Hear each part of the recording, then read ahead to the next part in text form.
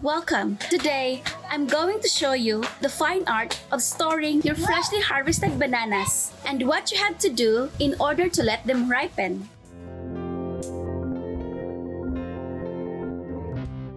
Here in our province, to ripen the Saba bananas, all you have to do to fast ripen the Saba bananas is to store in the sack or any bag. This is how I store my Saba bananas if I wanted to get ripened fast.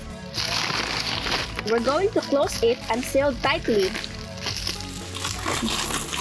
If you want your banana ripen slow, all you have to do is to store in a room temperature, or you can store it in a sack, then don't seal tightly.